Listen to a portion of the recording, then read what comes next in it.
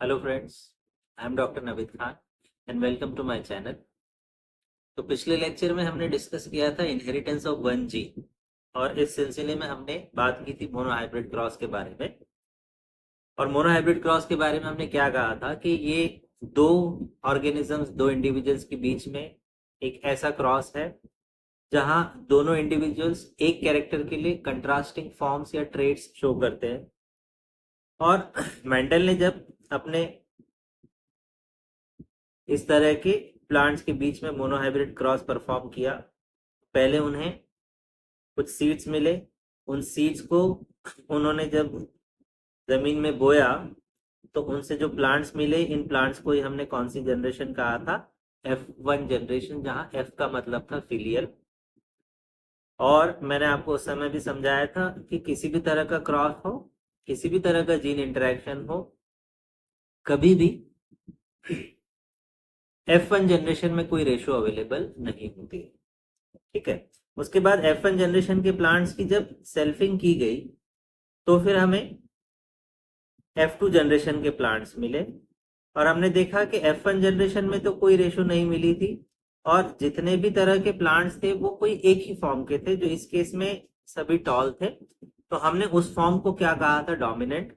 और जो F1 generation में गायब हो गया, इसके लिए हम ऐसा वर्ड भी यूज करते हैं कि the one which was not able to express itself in the F1 generation, जिसका एक्सप्रेशन मास्क हो गया, ढक गया, छुप गया, नहीं दिख रहा है, उसको हमने क्या नाम दे दिया था? रेसेसिव।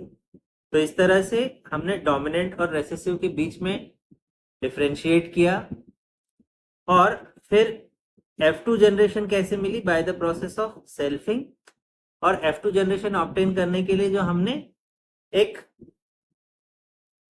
प्रोबेबिलिटी चार्ट बनाया था, उसको हमने चेकर बोर्ड भी नाम दिया है, या फिर इसी को पनेट स्क्वायर भी कहा जाता है। दोनों एक ही चीज है, पनेट स्क्वायर भी और चेकर बोर्ड भी। और ये पनेट स्क्वायर नाम कहां से आया? तो एक फेमस ब्रिटिश जेनेटिसिस्ट थे, इनका नाम था R.C. पनेट, या पूरा नाम था रेजिनॉल्ड सी पनेट। तो उनके नाम के बेसिस पर इस प्रोबेबिलिटी चार्ट को हमने पनेट चार्ट भी कहा है, अदरवाइज इसे चेकर बोर्ड भी कहा जाता है। और इसके बेसिस पर हमने चार तरह के प्लांट्स बनाए जो फिनोटिपिकली 3:1 रेशो में और जीनोटिपिकली 1:2:1 रेशो में दिखाई दिए। तो ये जो फिनोटाइपिक रेशो 3:1 या जीनोटाइपिक रेशो 1:2:1, ये कहां से मिलना चालू हुई? F2 जनरेशन से। और पहले भी मैंने कहा था, एक बार फिर दोहरा रहा हूं कि F1 जनरेशन में कभी रेशो ऑब्टेन नहीं होता। ठीक है। तो अब इससे हम आगे की बात करते हैं। तो मेंडल ने जब ये मोनोहाइब्रिड क्रॉस परफॉर्म किया और ऐसे कई सारे क्रॉसेस परफॉर्म किए, और उसके बेसिस पर धीरे धीरे उनको ये बात समझ में आने लगी कि पेरेंट्स से ऑफस्प्रिंग में गैमीट के थ्रू कुछ है जो stably generation after generation after generation transmit हो रहा है, जो कैरेक्टर के एक्सप्रेशन के लिए रिस्पॉन्सिबल है।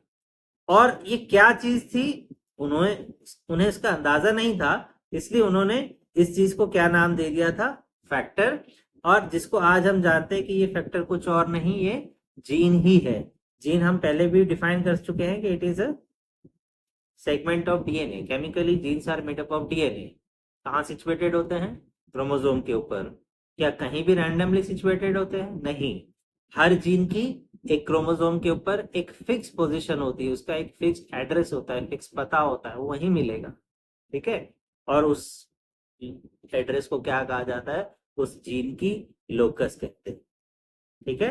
और फिर हमने ये भी डिस्कस किया था कि जिस तरह कैरेक्टर के दो कंट्रास्टिंग एक्सप्रेशन होते हैं, जैसे कि हाइट के दो एक्सप्रेशन क्या थे? Tall and dwarf. तो उसी तरह से अलील के भी जीन के भी दो कंट्रास्टिंग एक्सप्रेशन होते हैं, जो एक दूसरे के क्या कहलाते हैं? अलील कहलाते हैं। तो जैसे अगर हम कहें कि जीन हाइट का है, तो अलील फिर या तो टॉलनेस के लिए होंगे या फिर ड्वार्फनेस के लिए होंगे। टॉलनेस के अलील को हम कैपिटल टी से और ड्वार्फनेस के अलील को हम स्मॉल टी से रिप्रेजेंट करते हैं। और इसके बेसिस पर हमने कहा था कि अगर किसी ऑर्गेनिज्म के, किसी प्लांट के जीनोटाइप में दोनों अलील एक जैसे दिखाई देते हो, तो ऐसे जीनोटाइप के लिए हम क्या वर्ड यूज करते हैं? होमोजाइगस। और अगर दोनों एक दूसरे से अलग दिखाई देते हो, इसको हम कहते हैं हेटेरोजाइगस। ये सब कुछ मैं बहुत ही डिटेल में आप सबको समझा चुका हूं जब हमने अपने इंट्रोडक्टरी लेक्चर स्टार्ट किए थे। अगर आपको फिर भी कोई डाउट है, कोई बात समझ में नहीं आती, तो आप मेरे पिछले लेक्चर्स को जाकर, चैनल पे जाकर स्क्रॉल कर सकते हैं, देख सकते हैं, विजिट कर सकते हैं, तो आपके जो बेसिक डाउट्स है वो पूरे हो जाए। बेसिक्स के ऊपर हमने एक बहुत ही अच्छा लेक्चर प्रिपेयर करके ऑलरेडी अपलोड किया हुआ है, ठीक है। और होमोजाइगस, फिर उसमें हमने कहा कि अगर होमोजाइगस कंडीशन में दोनों अलील एक जैसे हैं और दोनों कैपिटल से हैं, दोनों डोमिनेंट हैं, तो इसको हम होमोजाइगस डोमिनेंट कंडीशन कहेंगे। दूसरे को होमोजाइगस रिसेसिव कंडीशन कहेंगे। और हेटेरोजाइगस तो हमेशा यहाँ पर एक्सप्रेशन डोमिनेंट ही होता है, ये सब हम पहले डिस्कस कर चुके हैं, ठीक है। तो इतनी बार जब हमने बात करी डोमिनेंट और रेसेसिव की, तो अगर इसकी एक डेफिनेशन की बात कर लें कि ये डोमिनेंट या रेसेसिव क्या है, तो इसके लिए वापस एक बार चलते हैं हमारे मोनोहाइब्रिड क्रॉस में। और मोनोहाइब्रिड क्रॉस में जिनसे हमने क्रॉस को स्टार्ट किया था वो तो हो गए हमारे कौन? पेरेंट।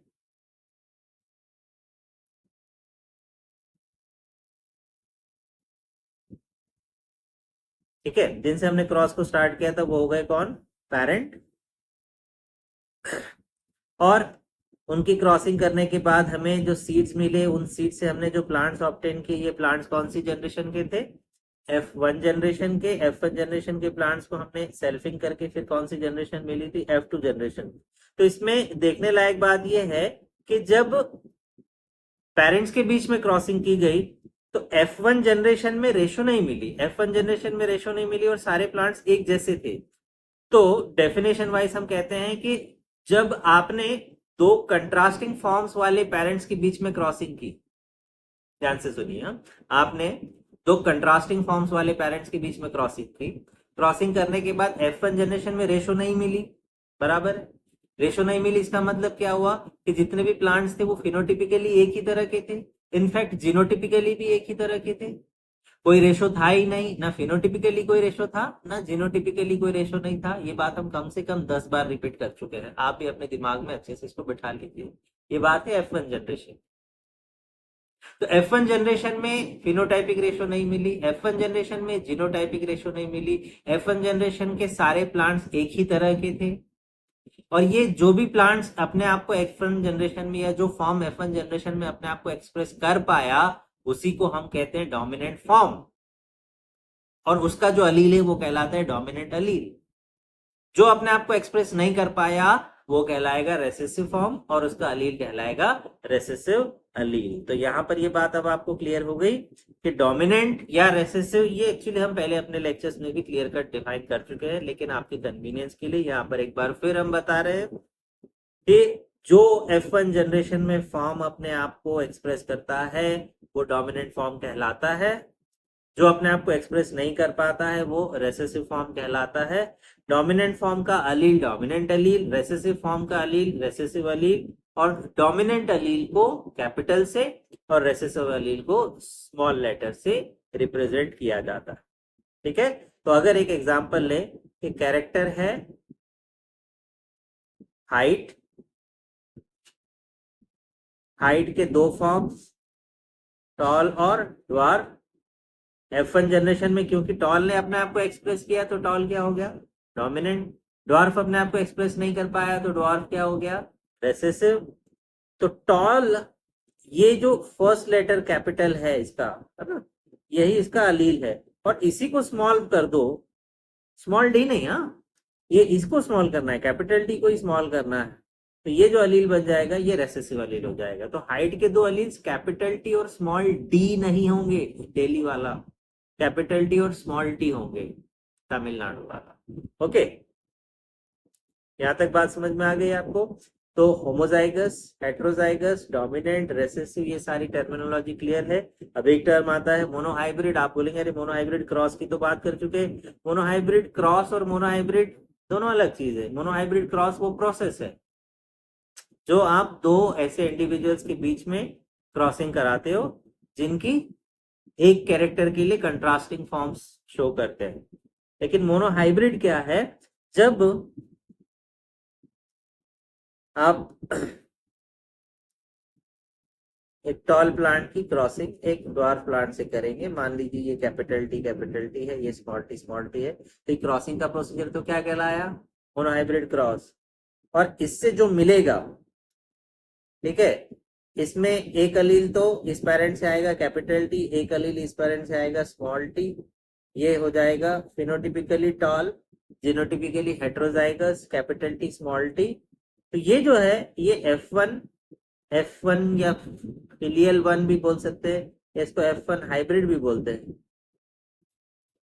तो ये जो F1 हाइब्रिड है इसके पास एक कैरेक्टर के दोनों कंट्रास्टिंग अलील्स हैं, तो ये हाइब्रिड है किसका, टॉल और ड्वार्फ का। लेकिन क्योंकि एक ही कैरेक्टर के लिए हाइब्रिड है, तो ऐसे प्लांट को हम क्या कहेंगे, मोनोहाइब्रिड। तो मोनोहाइब्रिड क्रॉस क्या है, ये एक प्रोसेस है, और मोनोहाइब्रिड क्या है, ये उस प्रोसेस का जो प्रोडक्ट है।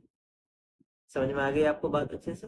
ओके, तो आगे बढ़ते हैं। चलो ठीक है, तो हमने मोनोहाइब्रिड क्रॉस की बात की थी, एक बार फिर से जल्दी से देख लीजिए। जब आप एक कैरेक्टर के लिए कंट्रास्टिंग फॉर्म शो करने वाले दो इंडिविजुअल्स के बीच में क्रॉसिंग कराएंगे, इनमें से कोई एक मेल होगा, कोई एक फीमेल होगा।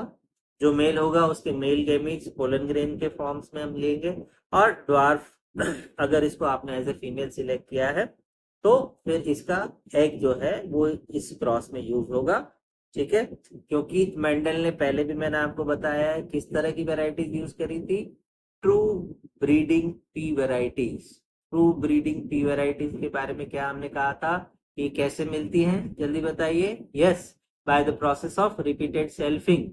और क्या खासियत होती है इनकी कि ये कितनी ही बार आप इनकी सेल्फ पॉलिनेशन करें, सेल्फिंग करें, ये जनरेशन आफ्टर जनरेशन ये स्टेबल रिजल्ट देते हैं, एक ही तरह के फॉर्म जनरेट करते हैं। तो उनको क्या कहा था हमने, ट्रू ब्रीडिंग वेराइटीज। तो हम मान के चलेंगे कि ये हमारी वेराइटीज कैसी है, ट्रू ब्रीडिंग वेराइटीज हैं, और जिनसे हम स्टार्टिंग करेंगे उनको हम क्या कहते हैं, पेरेंट्स।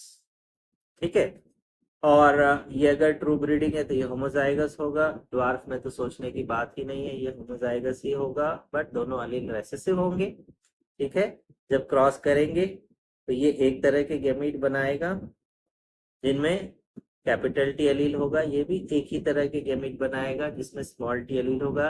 कि number of gametes, number of gamete types, इस पे हम बहुत अच्छा डिस्कशन कर चुके हैं, बहुत सारे क्वेश्चंस प्रैक्टिस कर चुके हैं। अगर आपको फिर भी कोई डाउट है तो आप मेरे पुराने लेक्चर्स को रिविजिट कर सकते हैं। ठीक है, और इस तरह से दोनों अलील्स जब मिलेंगे तो जो रिजल्टेंट मिलेगा वो F1 या फिलियल 1 या F1 हाइब्रिड या F1 प्रोजेनी, आप जो नाम देना चाहें। ठीक है, सारे एक जैसे होंगे, फिनोटिपिक रेशो कुछ नहीं मिलेगी, जीनोटिपिक रेशो कुछ नहीं मिलेगी, no phenotypic ratio, no genotypic ratio. अब अगर इस कैपिटल टी स्मॉल टी की क्रॉसिंग हम इसी के जैसे जीनोटाइप वाले, मतलब कैपिटल टी स्मॉल टी वाले दूसरे प्लांट के साथ कर दे तो उसको क्या कहेंगे, सेल्फिंग। और उससे हमें फिर क्या मिलेगी, F2 जनरेशन। और उसमें हमें फिर दो तरह की रेशोज मिलेंगी, फिनोटिपिक रेशो और जीनोटिपिक रेशो। ये सब हमने डिस्कस किया है ऑलरेडी। लेकिन अगर हम ऐसा ना करते हुए इस टॉल प्लांट की crossing either of the parent से करें,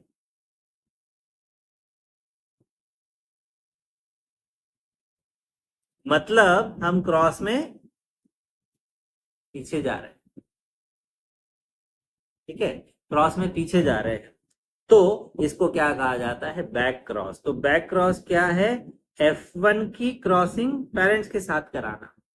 पेरेंट्स तो दो तरह के, तो आइदर ऑफ द पेरेंट्स आप ये जो होमोजाइगस डोमिनेंट पेरेंट है उसके साथ करा दीजिए, या होमोजाइगस रेसेसिव पेरेंट जो है उसके साथ करा दीजिए। हम क्रॉस में वापस पीछे जा रहे हैं, इसको क्या कहा जाएगा, बैक क्रॉस। ठीक है, लेकिन ये बैक क्रॉस फिर दो तरह का हो जाएगा। एक केस में जहां आप क्रॉसिंग किसके साथ करा रहे हैं, विद द डोमिनेंट पेरेंट। ठीक है, और दूसरे केस में जहां आप क्रॉसिंग किसके साथ में करा रहे हैं, विद द रेसेसिव पेरेंट। तो जब F1 हाइब्रिड की क्रॉसिंग, ध्यान से सुनिएगा, जब F1 हाइब्रिड की क्रॉसिंग आप डोमिनेंट पेरेंट के साथ कराते हैं तो इसको आउट क्रॉस कहा जाता है, ठीक है। और जब आप F1 हाइब्रिड की क्रॉसिंग रेसेसिव पेरेंट के साथ कराते हैं तो इसको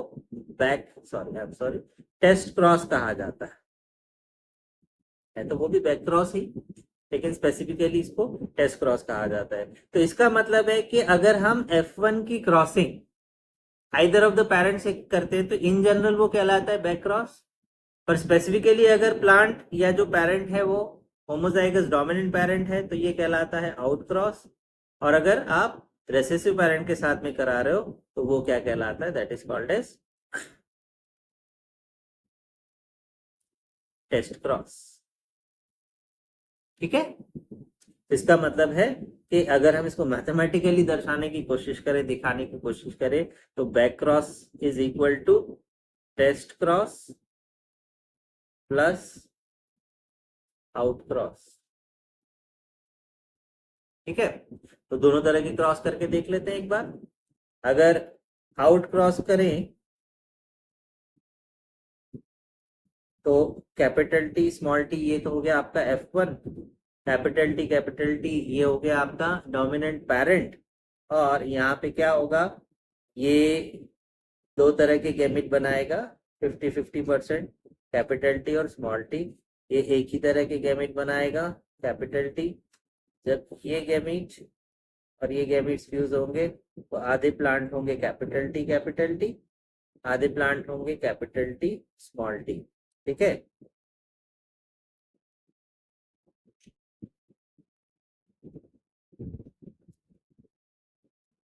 और ये आधे आधे बनेंगे 50-50। तो यहाँ पे जीनोटिपिक रेशो क्या आ जाएगी, 1:1। लेकिन ध्यान से देखें तो ये सभी के सभी कैसे होंगे, टॉल होंगे, और इसका मतलब है कि हमें कोई भी फिनोटिपिक रेशो नहीं मिलेगी। तो आउट क्रॉस करने पर अगर हम बाहर से देखें तो हमें सारे प्लांट एक जैसे मिलेंगे, सारे डोमिनेंट फॉर्म को रिप्रेजेंट करेंगे। हाँ, अंदर से अगर देखें जीनोटिपिकली तो आधे होमोजाइगस और आधे हेट्रोजाइगस होंगे, लेकिन फिनोटिपिकली बाहर से सब के सब एक जैसे ही दिखाई देंगे, ठीक है। चलो, तो टेस्ट क्रॉस की बात करते हैं। टेस्ट क्रॉस हमने क्या कहा, ये भी एक तरह का बैक क्रॉस है, हाँ बिल्कुल है, लेकिन इसमें जो F1 हाइब्रिड है इसकी क्रॉसिंग हम रेसेसिव पेरेंट के साथ में कराएंगे, ठीक है। देखें क्या रिजल्ट आता है। तो ये जो डोमिनेंट पेरेंट है या F1 जो हाइब्रिड है, F1 हाइब्रिड जो है ये दो तरह के गैमेट बनाएगा, 50% जो होंगे वो कैपिटल टी वाले होंगे, 50% स्मॉल टी, और हमारा जो रेसेसिव पेरेंट है बीइंग होमोजाइगस होने के नाते सारे एक ही तरह के गैमेट्स बनाएगा, सब में स्मॉल टी एलील हो, ठीक है। जब कैपिटल टी और स्मॉल टी एलील ये फ्यूज होंगे तो प्लांट बनेंगे कैपिटल टी स्मॉल टी, और ये फ्यूज होंगे तो प्लांट बनेंगे स्मॉल टी। ये आधे आधे प्रोपोर्शन में होंगे, ठीक है। दिखने में ये होंगे टॉल और ये होंगे वार्फ, और ये भी आधे आधे बनेंगे।